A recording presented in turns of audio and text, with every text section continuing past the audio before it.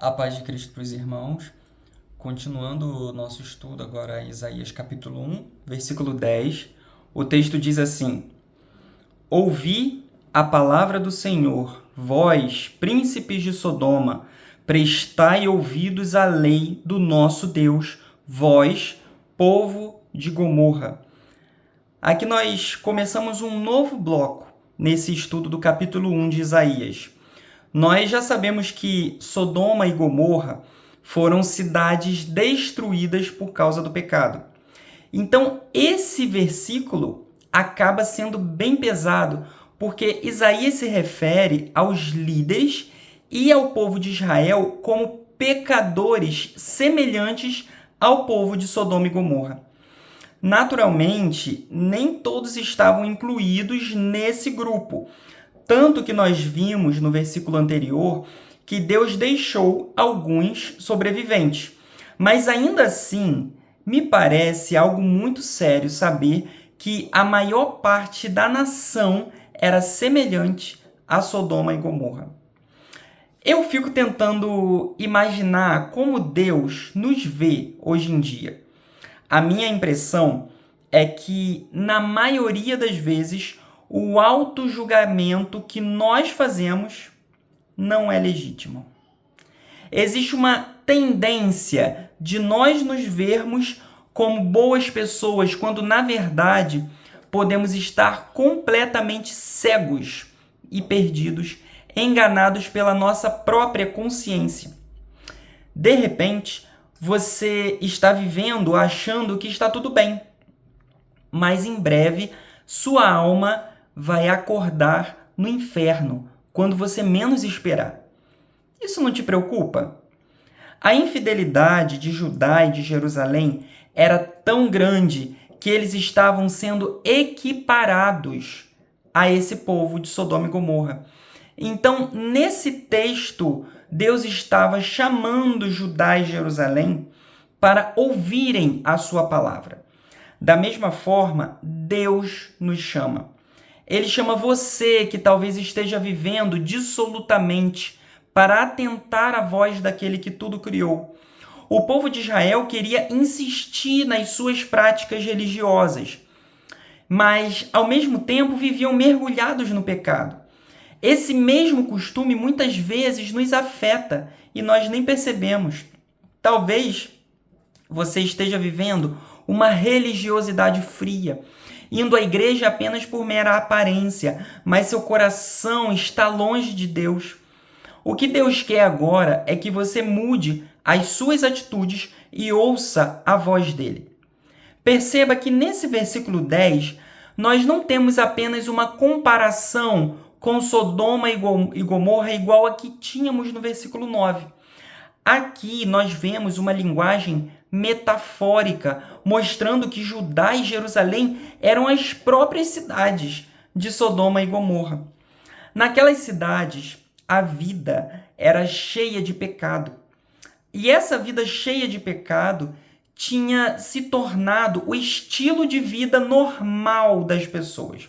O pecado era muito comum, era muito bem aceito. Como dizem hoje em dia, o importante é você ser feliz, ainda que você viva em desacordo com a palavra de Deus. Nós temos vivido tempos difíceis e não há nenhuma perspectiva de que as coisas vão melhorar. A frieza espiritual, falta de oração e a falta de uma boa base bíblica já fazem parte do estilo de vida normal em muitos lugares. Então, cabe a nós buscarmos estar cada vez mais perto de Deus, porque um dia Ele irá julgar as nações. E aí, abrindo um parênteses aqui, ensinar a palavra de Deus para as crianças, especificamente, é uma responsabilidade dos pais. O pastor não é culpado se o seu filho não aprendeu a palavra de Deus.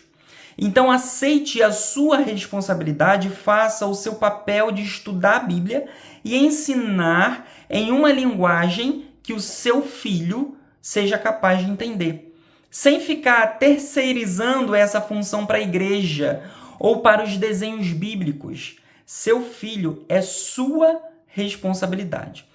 Voltando aqui para o texto, é certo que o fim da nação de Israel pode ser até diferente do fim que foi dado a Sodoma e Gomorra, mas o pecado deles estava no mesmo nível.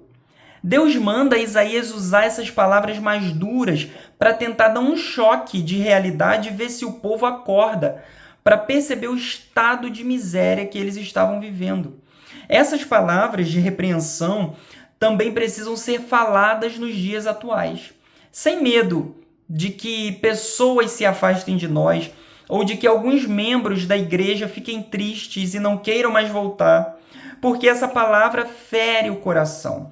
E essa palavra que fere o coração é a mesma que cura e que salva. Então ela precisa ser dita. Nesse versículo ainda, Deus chama os líderes, mas também chama todo o povo para ouvir o que ele tem a dizer. Isso nos faz entender que, ainda que haja líderes que sejam manipuladores e tentem afastar o povo da vontade de Deus, isso não tira a responsabilidade do povo. Podem até ter exceções, mas de maneira geral, uma pessoa só é manipulada por alguém se ela se recusar a estudar para conhecer os seus direitos e deveres. Então, a carência de bons doutrinadores dentro da sua igreja não justifica a sua omissão no estudo da palavra de Deus, ainda que isso tenha que acontecer por conta própria.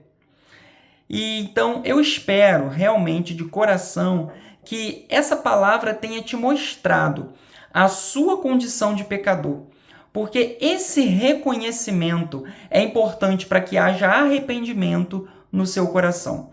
Deus deseja te perdoar e te salvar, mas Ele não aceita que a gente viva de qualquer maneira. Nós precisamos nos preocupar em agradar a Deus de fato e de verdade. Fique com Deus, que Deus abençoe a sua vida.